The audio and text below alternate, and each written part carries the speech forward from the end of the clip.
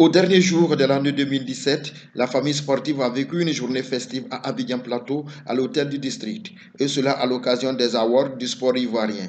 Les meilleurs sportifs sélectionnés à l'issue du vote des internautes ont été distingués et récompensés pour leur implication dans le sport ivoirien. Parmi eux, 3 ont reçu des prix spéciaux. Le premier, le plus âgé des sportifs présents, 93 ans, M. Moïse Bounini, Award des anciennes gloires. Il a été à la base de l'affiliation de la FIF à la CAF. Aussi, il a été capitaine des éléphants footballeurs de 1947 à 1954. Le deuxième, Maître Bamba Cheikh Daniel, meilleur président de fédération. Le père de la médaille d'or olympique au taekwondo a encore frappé un grand coup en 2017. Sous sa présidence, la Côte d'Ivoire, grâce à Gbagburit, a été sacrée championne du monde chez les moins de 65 kg en dames.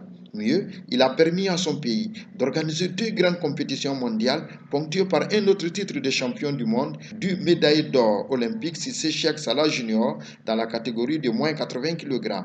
Le troisième, actuel gardien de but de l'Africa Sport d'Abidjan et des éléphants de Côte d'Ivoire, il a remporté le trophée de meilleur joueur ivoirien. Cette retrouvaille de sportifs a été aussi l'occasion de rendre hommage à Maître Bamba Cheikh Daniel pour les lauriers remportés à la tête de la Fédération ivoirienne de taekwondo et de le soutenir dans la crise qui l'oppose au CNO, Comité national olympique, pour avoir brigué un 3e mandat. C'est ces gens-là qui disent, moi je veux taekwondo, ou qu'il faut donner 25 millions ou bien 15 millions pour que les gens aillent être remboursés. Alors nous, j'ai dit à Bo Isaac, nous n'allons pas écouter ces gens, parce qu'ils ne feront rien avec nous taekwondo.